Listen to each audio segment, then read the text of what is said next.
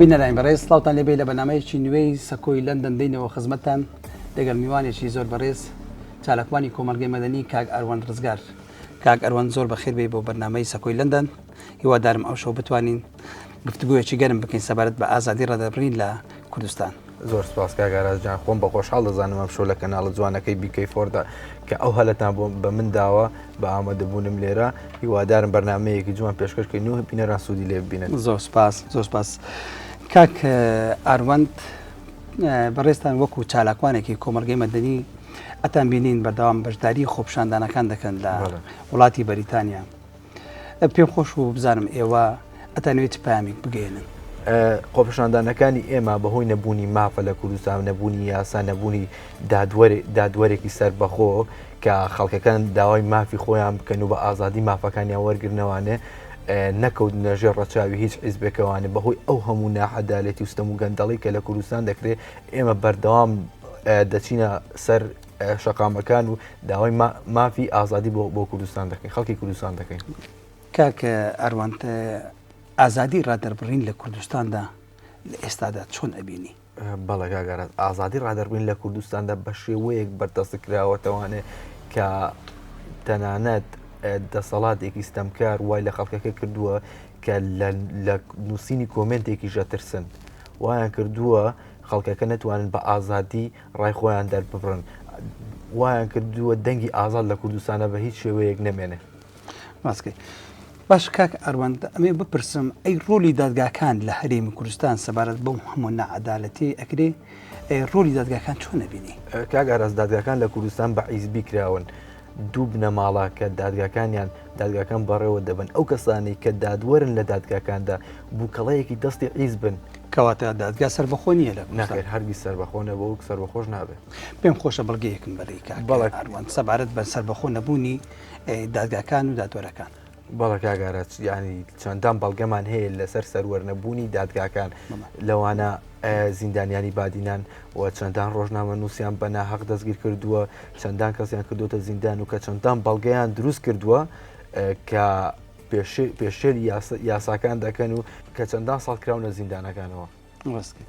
باشە کاک ئەروان، ڕۆلی ڕێکخراوەکانی مافی مرۆڤ، ڕێکخراوە نێودەوڵەتەکان سەبارەت بە داخۆشیکار لە مافەکانی مرۆڤ چۆن ئەبینی سەبارەت بە بەرگریکردن لە ڕۆژنامەنووس و چالاکوانان کە لە کوردستاندا زیندانی ئەکرێن یان خۆی ڕاپێچی زیندانەکان ئەکرێن و سزا ئەدرێن؟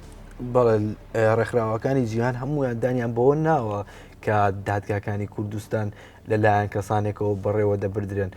ڕێکخراوەکانی جیهان هەڵساون بە نردنی چەندان نامە بۆ دەسەڵات، بەڵام ئەوان بەبێ ئەوەی گوێ بە ڕێکخراوەکانی جیهان بدەن هیچ کاتێک گوێیان پێ نەداوە. و پێم خۆش بوو خۆتان وەکو چالاکوان لێرە لە وڵاتی بەریتانیا کاردانەوەکانتان سەبارەت بە گەیاندنی ئەو پەیامە ئازادی خوازانەتان یاخود دەرخستنی ڕوو ڕاستەقینەی دەسەڵات چیتان کردووە؟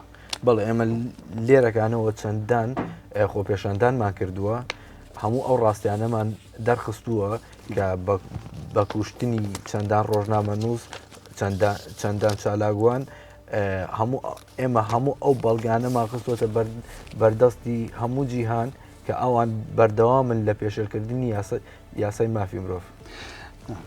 باشە کاک ئەروان، ئێوە هیچ پامێکتان گەیاندووە بە دەسەڵاتدارانی وڵاتی بەریتانیا، بەتایبەت ئێوە لە وڵاتی بەریتانیا پێگەیەکتان داگیر کردووە وەکو چالاکوان، شەقامەکانتان ڕازاندوتەوە بە دەنگی ناڕزایی خۆتان، هیچ پامێکتان نردووە بۆ دەسەڵاتدارانی بەریتانیا؟ بەڵێ ئێمە چەندان پەیامان نردووە بۆ حکوومەتی بەریتانیا، لێرەدا کە هەر وەکو خۆم نامەم نردووە بۆ ئەندام پەرلەمان داوام کردووە کە بە ناحەق زیندانیکردنی شێروانی و گودار زێباری کە ئەوانیش جوابیان داومەتەوانێ و تویانە ئێمە ئاگامان لە هەموو ئەو ڕاستیانەیە، ئاگامان لە هەموو پێشەرکارانەیە کە لە هەرێمی کوردستاندا دەکرێت، هیوادارین ئەو شتانە بەڕێی ڕاستدا چارەسەر بکرێن.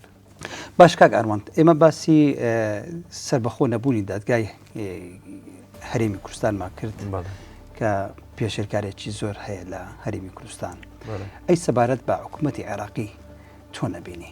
حکوومەتی عێراقی ئەوەنە پڕ بووە لە گەندەڵی، ئەوەنە حیزبی میلیشیا تێکەوتووە، ئاگان لە خەڵکەکە نەماوە بە هیچ شێوەیەک هەمان شدەوەی لە هەرێمی کوردستانە ئەگونجێ لە عێراقش بە هەمان شێوەیە بەڵکو زۆر زۆر خراپتریشە.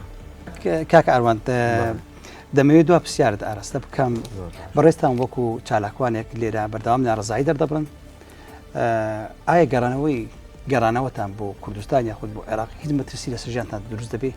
بەڵێ کاگەڕاست خودی خۆی کاتێککە من لە عێراق و هەرێمی کوردستان هاتوومەتە دەرەوە هاتوومە وڵاتێکی دیموکراسی هاتوون بۆ سەلامەتی ژیانم بەگەڕانەوەم بە دڵنیاییەوانێک کە من داهاتمە دەرەوە کە ژیانم پارێزراوە بە لە هەرێمی کوردستانە بەڵام خودی کێشەکە ئەو کەسە گەندەڵانەی کە حکوومەت بەڕێوە دەبن ئەو کەسانە بە دڵنیایەوە ژیانم دەخەنە مەترسیەوە بەگەڕانەوە.